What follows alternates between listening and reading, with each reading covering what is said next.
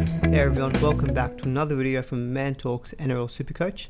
In today's video, we're going to be talking through the round 3 player and trade targets, as this is a critical round where player prices will change after this week. So there's a few guys who will go up in value quite a bit, and some who may go down. So we'll go through this team by team and talk through the different players who we should be looking to bring in for this round. If you guys like this video, please do give it a thumbs up, and do please consider subscribing to my channel, as I'll be continuing to put out videos like this throughout the 2021 season. Let's get into it. So what we're going to show here for every team is every team's players, their prices, and their current break even. So for anyone who doesn't know, the break even is basically the score that a player has to meet to hold their value. If they score above their break even, they'll go up in value, and if they score below it, they'll go down in value. And that break even is based on a 3-round rolling average of their points. So looking at the Broncos, there are quite a few players here who have low break evens and look to be going up quite a bit in value over the next few weeks. The main guys, as you can see there from their low break evens, will be Tessie New, Jordan Ricky, David Mead, Brodie Croft, and Jermaine Asako. So the guys who I think have become basically almost close to musts in terms of their cash cow potential will be Tessie New and Jordan Ricky, given how low their break evens are. And I think they've shown in terms of their real life play that they look to be quite damaging at times and can still produce good points. David Mead was someone who obviously became very popular after he scored that 77-point effort. One thing that is important to note with this these initial price changes is that round 1 score is going to drop out after this week's price change. So that round 2 score is actually going to be more important to how that player's price will change over the next couple of weeks than that round 1 score. So say someone like David Mead, who scored really well in his first game. His first price rise will be good as a result of that 77 being in his average, but as soon as the round 1 drops out, he has to then score very well again for his break even to remain low. Whereas someone like Tessie New, who performed better in round 2, his price is more likely to go up for longer and higher, given that he has that 90 score in his rolling average for longer. So that's something to keep in mind with these guys in terms of if you are looking to bring them in, if you want to decide whether to bring them in, if you want to kind of break your team to get them. So someone like Tessie New and Jordan Ricky are good candidates in that they performed really well in their round 2 performance. Brodie Croft, I think he still has a very negative break even, but personally for me, I just don't think I'd be going with him in that kind of backup halfback option. And the thing to note with the Broncos is that their next 4 games and 5 games actually are quite tough. They've got the Bulldogs this week, which has got obviously a good matchup, but then they've got the Storm, the Rabbitohs, the Panthers, and I believe after that they've got the Eels. So if you're looking to bring in someone like, say, David Mead or Jermaine Asako, I definitely expect their attacking potential to go down quite a bit. And so, yes, while they may go up in value this round, I don't see how they can maintain maybe a good scoring average when they're versing these tough opponents. And the same argument holds true for someone like, say, Tessie New as well. But Tessie New, I think he looks a bit more threatening in terms of his real life play, so I've got a little bit more faith in him.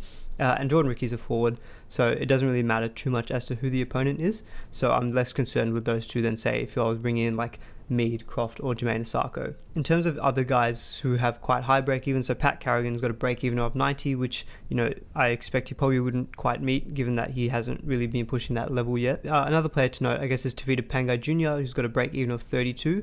The way he's been performing, he's probably going to go beyond that again this round. So I think he's still a good pickup if you're looking to get him at maybe his cheap price at the moment. Well, when I say cheap, at his lowest price at the moment.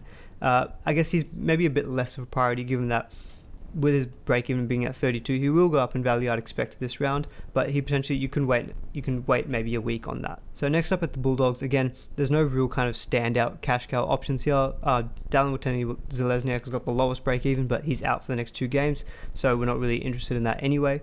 I think the main guys you're looking at are Josh Jackson, who's got a break even of 19, and at his price, he should go up a little bit in value. Again, one of those guys who, if you're looking to really capitalize on big price changes, you're looking for those guys with negative break evens. He's got a break even of 19, which I expect he will beat, so he will go up in value. But again, he could be one of those guys where you don't have to maybe do it this week, you could do it next week or the week after. In terms of the games, for someone like Jackson, it doesn't really matter, given that he is a middle forward, and it's a bit of a mixed bag with the Broncos and the Cowboys thrown in, with the Rabbitohs and the Storm, opposite ends of the spectrum really. In terms of guys who potentially players might have, like Jake Averillo, he's got a break even of 81, which the way he's performing doesn't look like he's going to meet, so he will probably go down quite a bit in value. So if you are looking to sell, I think this would be the round before you kind of cop that price decrease in him. And same if you potentially if you had Faitala Mariner, he's got a really high break even and he's out for 4 to 5 months, so he becomes a sell as well. With the Cowboys, again, there's not too many Supercoach relevant players given that Tamalolo's out, and really doesn't really become anyone else that we're interested in. Obviously, I guess player of note will be Val Holmes, who's got a break-even of 94. So I would expect, even though they've got some easy games coming up, with that 94 break-even, he hopefully will go down in price over the next couple of weeks. But he could be a good pickup option. Say over the next 2 rounds he drops down quite a bit in value, you could pick him up if he does, say, revert to a fullback against the Tigers and Bulldogs, which would be quite good matches for the Cowboys. Apart from that, obviously Tamalolo, if you're still holding him, he becomes a sell. He's not playing, and that's too much money, I think, to be leaving on your bench. So there's plenty of good second row forward options to bring in this week. So he is definitely a sell. In terms of the Dragons, there's quite a few decent cash cow potential options coming into this week. So Ben Hunt will be the main kind of talking point, I guess, if anyone is looking to potentially move on Cleary for a 1 to 2 week punt if he is confirmed to be out against the Storm. So I did mention in my Roundup 2 video that Ben Hunt was someone who actually was potentially going to be putting into my pod video, but I ended up not doing it because whatever, I just didn't trust my gut, and then he scored that massive 100+ effort. And the Dragons games coming up are not too bad, actually. So they've got Manly this week, the Knights, which is a bit of a tough game, Eels and the Warriors. Okay, maybe it's actually a little bit tougher than I thought. But the Manly game this week is a good game. So, if you're looking with that really low break even for Ben Hunt, he looks to go up quite a bit in value. You could make an argument, obviously, yes, it will burn trades, and it is a big risk. But if Cleary is, say, confirmed out this week, you could go from Nathan Cleary to Ben Hunt, play him this week against Manly. Hopefully he brings good points and will go up quite a bit in value. And you could maybe even hold him against the Knights. And then say if he's made, I don't know, hypothetically $80,000 to $100,000, you then trade him back to Nathan Cleary, and you've made $100K on that. You just have all you've sacrificed, so is the trade.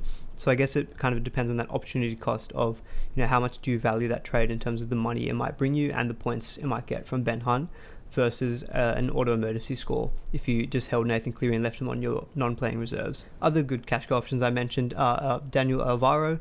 He looks to be quite a good option for a cheap front row forward, given that he's scored quite well in base. I think he scored 50 points in base last week, and his PPM has been quite good. He didn't have an attacking stat. I think he had like a try assist last round, which might have inflated his numbers, but even in the game before that, I think he scored 44 points in like 37 minutes and basically all in base. So a pretty good output from someone who's 255k, so he looks a good cash cow option.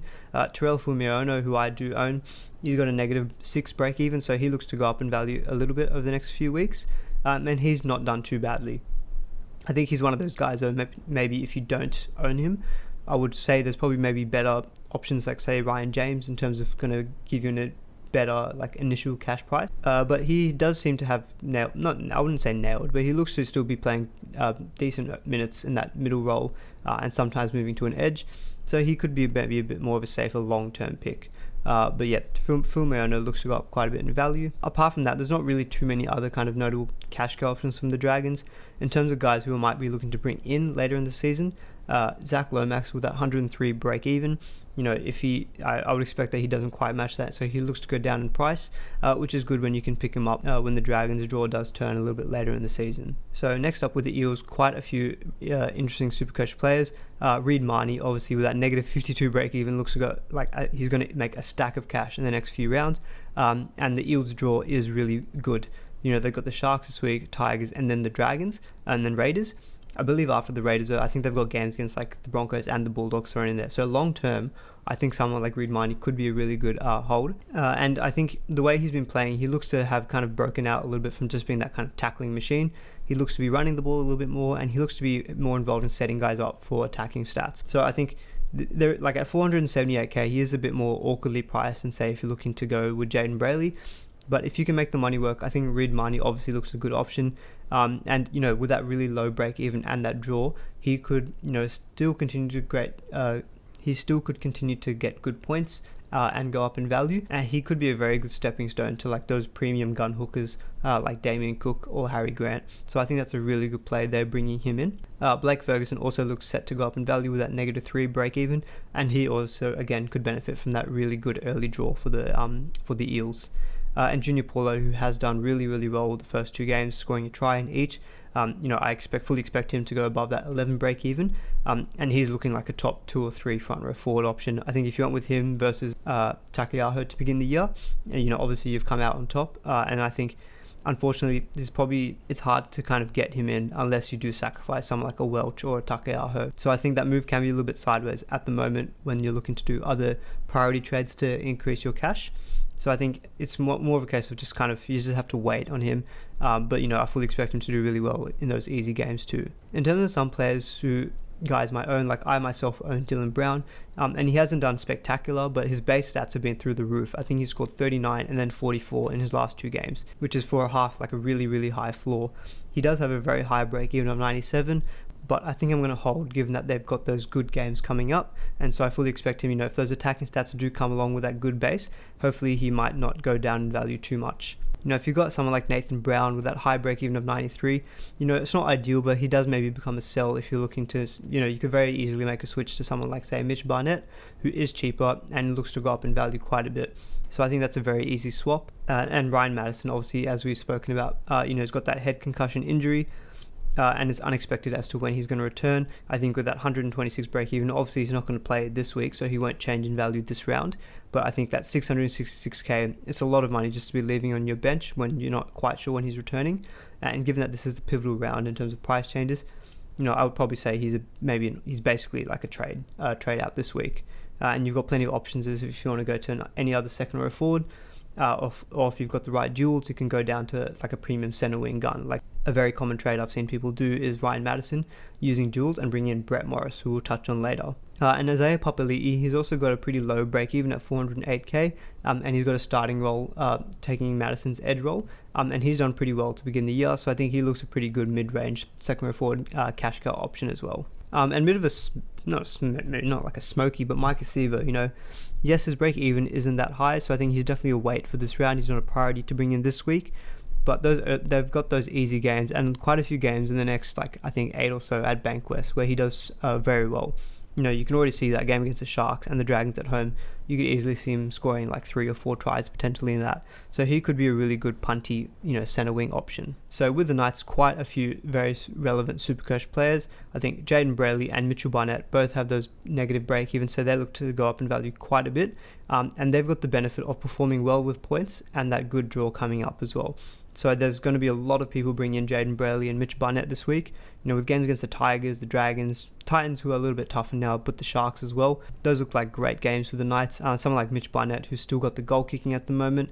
Obviously remains to be seen on whether he keeps it when Ponga comes back, as I keep stating in all my videos. But he looks a great second row forward option for this week. And he, if he does retain that goal kicking, I think he then becomes a season-long keeper. Tex Roy, if you do own him, he looks to go up in value quite a bit as well, which is good. And same with Connor Watson. But I think Brayley and Barnett are the two kind of key priority trades I would say, for this round. I say that, but I actually don't know if I'll be able to get Mitch Barnett this week. I'd probably, in hindsight, maybe should have got him last week instead of going with Brian To'o. But, that's a gut call that I made. It probably just didn't pay off as I expected. But Jaden Brayley, who I did bring in last week, I was very happy with him. And so, yeah, he looks very popular. And I think the Brayley versus Marnie argument, I think a lot of people are going to go with Brayley just purely because he's like 120k cheaper. And the points difference between the two hasn't been that great so far. Obviously, Marnie had that massive 100-point game, but based purely on round 2 scores, very similar. Bradman Best as well, he has that break even of 38, which I would expect him to beat. I think his base is already around that mark, but at 552k, it's a bit expensive, and I think, again, he's just kind of falls into that category of great. He would be great to have in your team, but maybe this round is just not quite the time to get him in. Unless your team is set up very well and you've got a lot of these other guys, like, you've got your Brayleys, your Barnetts, your Connor Watsons, you've kind of nailed a lot of your cheapies, and he becomes a bit more of a luxury trade-in, then I can make the argument to bring in Bradman Best. With the Panthers, the best cash cow option that we've got there is Spencer Leniu, and that cheap front row forward category. He's got a -8 break even, so he looks to go up quite a bit in value. And he looks to be performing pretty well on the field too. So I think, if you don't have him and you're looking to get that cheap front row forward, Spencer Leniu could be the good buy there. If you start off with Jerome Luai, he's got that 16 break even, which I fully expect him to beat this week. So he looks to go up in value. The Panthers do have a tough game this round against the Storm, but the next few after that aren't too bad with the Sea Eagles and the Broncos, and part of those next 3. Yeah, aside from that, not really many kind of like cash cow options out of the Panthers. I think these are all guys who are just really good season-long holds. So obviously, like Nathan Cleary, we'll wait and see if he gets named in that game against the Storm. I have Brian To'o at the moment, so I think he's got a 40 break even. So I would expect him to kind of, again, he falls into that category of like you can probably wait a round or two before bringing him in. Again, in hindsight, I probably should have jumped the gun on him, and instead I probably should have maybe gone with like a Barnett. But obviously To'o, he did really well last round. He's got 55 purely in base, essentially, without scoring a try in the wet. So, obviously I'm still very happy to have him in my team. Obviously Coruscant, I think, is the glaring one there. Obviously he wasn't named, in their team last week against the Dogs, and it comes out that he's got that wrist injury. So I think if you own Coruscant, you have a bit of obviously he's a sell, but you have the luxury, I guess, of you can go down to either Marnie or Brayley, depending on what you want to do with the rest of your team. And I think, if you went from Coruscant to Marnie, that's probably, I think a lot of people are going to struggle to potentially get Reid Marnie this week, and a lot more are going to go with Jaden Brayley.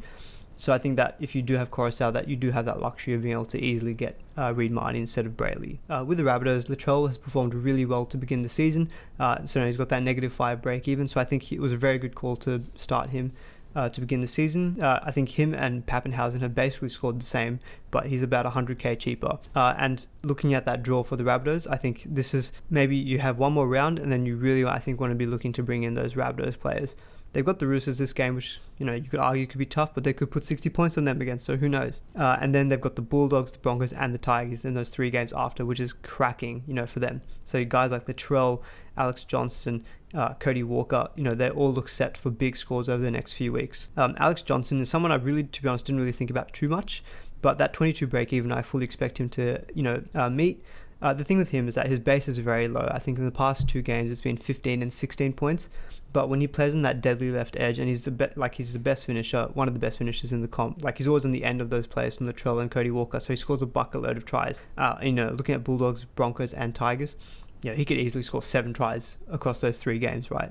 So he could do very well as a bit of a pod center wing option. Cody Walker's got that break even about 86, but I think that he could still meet that. Obviously, he got 200 against the Roosters last time. Cody Walker definitely someone I'm looking to try bring into my team. I did mention I was looking to hold Dylan Brown, but we'll kind of see what happens, in terms of how he performs. And also maybe if potentially I can upgrade my reserve 5'8" to Cody Walker, that would be a massive increase. Getting Latrell at the moment for me is tough, given I've got Teddy and Pappenhausen, and I'm pretty set on those 2 at the moment. But Alex Johnson could be a good centre wing pickup. I think a lot of guys will be looking to trade out, maybe Charlie Staines and Avarillo. And I think moving up to To'o is something I've seen is quite popular. But, you could save like 25, 30k and go to Alex Johnson instead. And I think he could perform just as well as To'o. You just have to kind of take the risk that he's going to potentially be a bit more inconsistent than To'o, but the upside is there in those easy games. In terms of other guys like Campbell Graham, I think a few guys have started off as a bit of a pod center wing option. He just hasn't kind of seen that much ball in comparison to the left side of the Rabbitohs. He's got that really high break even, so potentially he's someone to keep an eye on in terms of his price may go down in the next few weeks, but then you can pick him up amidst these easy games for the Rabbitohs. With the Raiders, the big cash cow that comes out of them is Brian James. He's got that -52 break even, and he looks set to go up a stack in value this round. Sebastian Kris is also another one with a negative break even, but he's not named this week, so I wouldn't be recommending him at all. Bailey Simonson, who I think is a very popular centre wing option that a lot of us have, he'll probably meet that over 2 break even, I hope. So he should go up in value quite a bit, as with Hudson Young too. Hudson Young, I think, is still a pretty good, decent trade-in option. He looks to be pretty involved in the attack. Scored tries in his last 2 games, and he looks to be playing, set 80 minutes on the edge. So I think he's a pretty decent trade-in as a pod. But I think personally for me, like at that price bracket, I'd rather go down to someone like, say, Tupanua, who is about 60k cheaper. As I mentioned in my Teamless Tuesday video, George Williams, if you picked up, has ticked along quite well in the first 2 games of the season. But, I would just expect his points to drop off a little bit now that Croker's back on the side, and he'll probably resume the goal-kicking duties. Josh Hodgson, his break-even's only 40, so I don't expect him to really change in value too much over the next few weeks. So I could very easily see people doing the Hodgson to Brayley switch this week, just to kind of capitalise on potentially similar or more points from Brayley, as well as the cash generation. And if you guys own someone like, say, Josh Papali'i, obviously he's got a very high break-even of 102. It is a bit of a luxury, I think, to trade him. I think when you pick someone like that to begin the season, you kind of just have to hold him and hope that, he still performs quite well, and you just kind of have to ride out those waves, of price decreases and stuff. So I wouldn't be looking to trade him out unless, you're really happy with the rest of your team. Then you could kind of make that switch to, say, Junior Paulo. but I don't think I'd be looking to trade him on. He would be a hold for me. With the Roosters, obviously they've come out flying out of the blocks the first 2 games of the season, so they've got a lot of players who looked set to go up a lot in value come this round. Brett Morris being number 1, scored 100 plus in both of his first 2 games. He's got a hat-trick in each. And at 630k with a negative 42 break even, he's probably going to go up to like the 700 plus mark. And I think it's one of those things where, like, if you just don't get him now, you're going to have to wait quite a while, I think, for him to go back down in value. So, obviously I touched on it before, but the Ryan Madison to Brett Morris switch via duels is something I've seen is very popular. It's a very popular trade that people are doing. For me, I just don't, like, for me, I probably wouldn't do that switch now. I would instead probably go to another second row forward as opposed to Brett Morris. But I can completely understand, the rationale behind doing it. He's going to go up in value quite a bit. Obviously, keep in mind that those 2 games were against the Tigers and the Sea Eagles, who are just not very good at all. And the Roosters draw does, get a little bit harder with the Rabbitohs, the Warriors, who have looked to have pretty good defense, and the Storm in their next 4 games. So that's something to keep in mind with Brett Morris. But, the Roosters look to be firing. The right side of their attack looks to be the side that they prefer to go down as well. They've got Kiri, Teddy, Tupouniua, Manu, Brett Morris, that side of them. That side for the Roosters has got so much attacking potential. And as I just meant, Tupouniua at 410k, he looks set to go up quite a bit in value over the next few weeks too. Yes, he doesn't quite have the base, which I have mentioned before, but he seems to just be getting those attacking stats. Similar logic, I think, for Brett Morris. With these tougher games, he might not get those attacking stats, so that is something to keep in the back of your mind. But he looks, he's set for 80 minutes on the edge, and Cordner's out for a long time, so, we know that he's going to have that role for quite a bit of time. And so I think he's definitely a good trade and target for this week. And Luke Keary, at 520k, obviously he had that massive score last round against the Tigers, which is, come into that negative 14 break even. So he looks set to go up quite a bit in value. Again, I think he could potentially be like the 2nd or 3rd best averaging halfback behind Nathan Cleary. I think, he's a good trade and target. And, if, say, Cleary is confirmed to be out, you could maybe make that trade of, Cleary to Kiri. Personally, he's just not someone I'm going to be looking to bring in this week. I've got other things I want to do in my team. But he looks set to go up quite a bit in value. And Lindsay Collins as well, we've got that break even of 3, and he's looking to play pretty decent minutes and has scored very well over the first 2 games of the season. And for a forward, obviously with these games being tougher, doesn't really matter too much for him. If anything, that could spell better in terms of his work rate. So Collins, I think, is a good pickup in that mid-range front row forward category. And it wouldn't be a Roosters segment without talking about our guy, James Tedesco. 840k he is, and he has a break even of 16, so, he's going to go up in value too. So those people who were hoping that he would go down in the first 2 rounds, I'm sorry, he's going to go up again. He might go down in those maybe tougher games, but I think if you don't have him, I think he becomes probably the number 1 trade target. He won't go up in value quite a bit as some other guys, like, say, your Brett Morris's, your Tupouniuas, but for what you get in terms of the points from him and the reliability and the captain option, I think he has to become the number 1 trade target in your side. With the Sea Eagles, there's not really too much here to touch on. Lachlan Croker's obviously got a negative 18 break even, but I think at that hooker position, there's too many other better options in terms of, say, Brayley and Marnie, so I wouldn't really be looking in that way at all. Josh Schuster's probably the main one to keep an eye on. He's got that break even of 0, but we do have the benefit of another game to see from what kind of points he gets, and the week after this week will be when his price will change for the first time. But apart from that, like, if you own Cherry Evans, I think I would be looking to make a switch. If you don't have Cleary, obviously if Cleary's out this week, I wouldn't bring in Cleary. But, if you had Cherry Evans and you want to, I would probably recommend maybe a switch to, say, like Luke Keary. You're going to save 50k on that trade alone. Keary looks set to go up in value quite a bit, and Cherry Evans is going to look to lose a lot as well. So I would definitely make that switch. I think it just seems, without Tommy Turbo, the Sea Eagles attack just does not look threatening at all, and I just don't know where the points are coming from. Obviously, the other kind of, popular guy is Jason Saab. He's got a break even of 40, and, I think, I don't quite know if he'll match that, but he probably might score just a tick below that. So I don't think he becomes like an immediate sell. I don't think his price is going to go down heaps. So I think you can hold him, unless maybe something that I'm looking to potentially do is trade out Jason Saab or one of my cheap centers and switch in Ryan James, because I've got the right duels to make that work. With the Sharks, again, not too much SuperCoach relevance here. Will Kennedy has looked quite good at fullback with that, and he's got that negative 4 break even. But, at fullback, when you've got guys like Latrell, Pappenhausen, Teddy, it's so hard to kind of fit in these guys. So I don't expect he's going to be very popular trade and target this week. Obviously, Matt Moylan's got that 15 break even, which is quite low, but he only scored a tick above that last round. So I think his values, he'll go up a little bit, but he'll probably hold, he probably won't change up that much. So I think, Matt Moylan becoming a sell for guys like Jaden Brayley, if you've got the right duels, is a very popular trade-in and something that I would recommend too. With the Storm, obviously guys who I think are going to go up in value will be like Ryan Pappenhausen, who's only got a break even on 19. And he's someone who I think, the attacking players at the Storm in general, after the Panthers, they've got the Broncos and the Bulldogs back-to-back, which look to be good games for their attacking potential. Dustin Olam is actually someone I've thought about this week too, given that he's only got a break even of 2, so he looks to go up in value quite a bit. And with those easy games, he could score very well. And he's got that benefit of playing outside playing inside Adokar. So, you could easily just do a little quick pass and Adokar will just go flying down the field, and Olam gets a free line break assist and try assist, But he's done quite well, so he could be a good trade and target for this week. If he held in Ramus Smith, I think, again, he looks to go up in value this week, which is a good hold.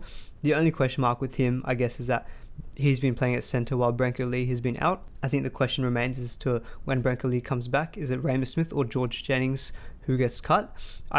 My personal thinking is that George Jennings will be the one who gets cut and then Ramus Smith moves on to the wing, but that remains to be seen as well.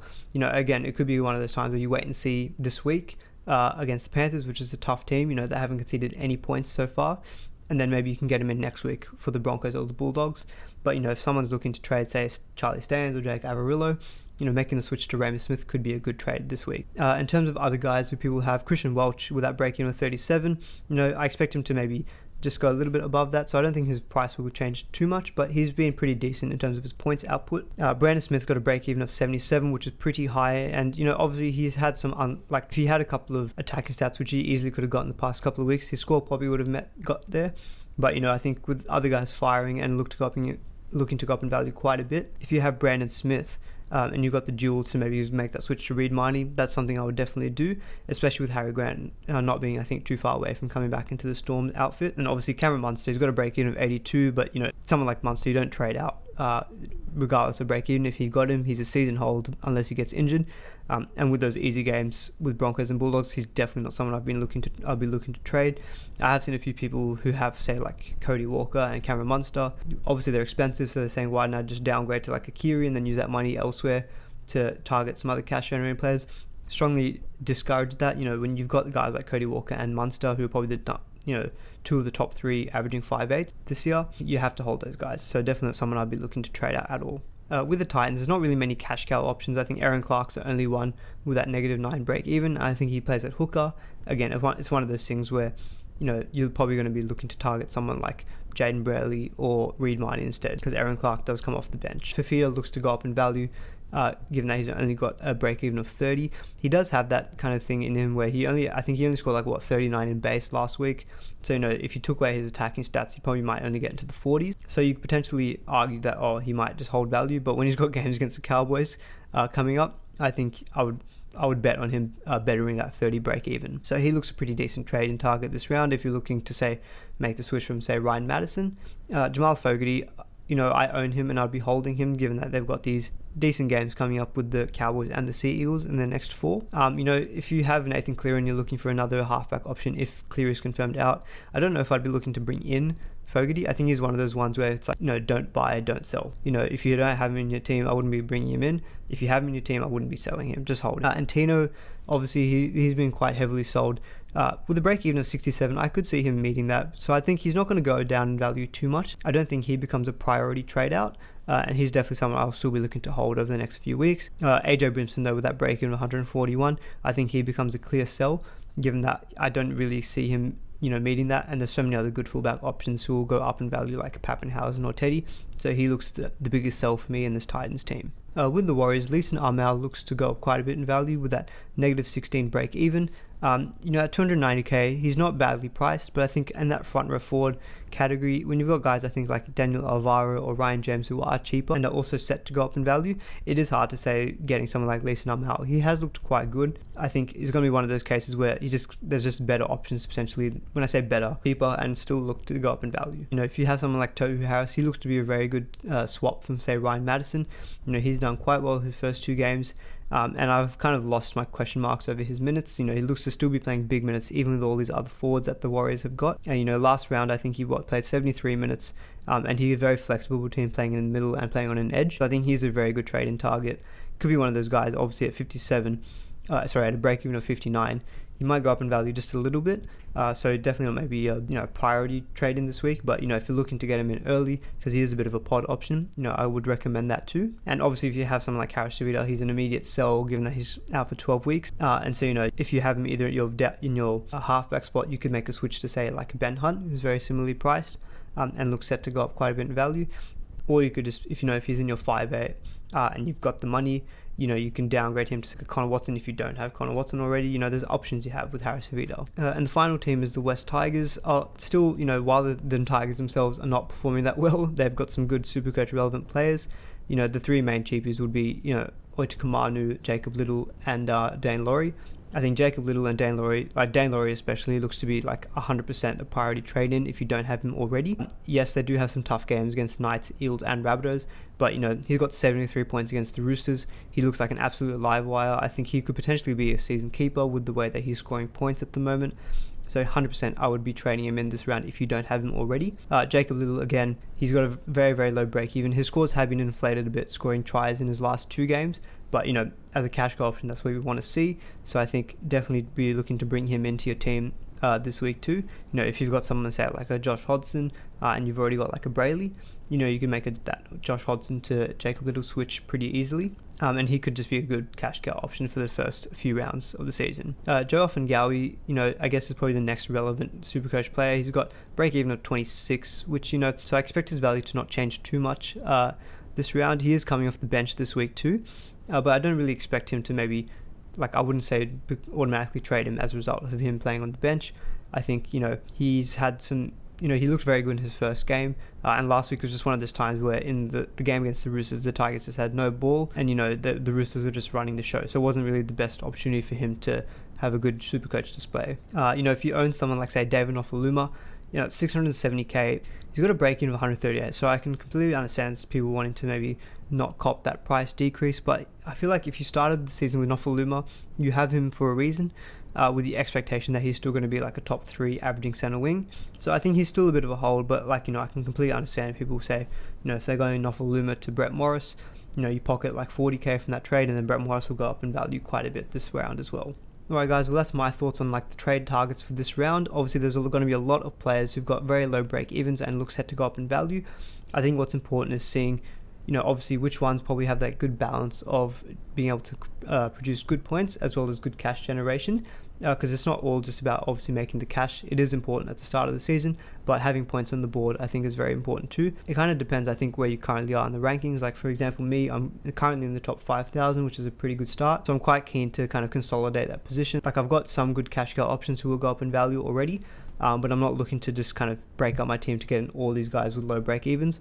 That's something to keep in mind, I think, when you're looking at the rest of your team. If you guys did enjoy this video, please would really appreciate a thumbs up. And do please consider subscribing, as I'll be continuing to put out more videos throughout the rest of the 2021 Supercoach season. But until then, see you guys in the next video.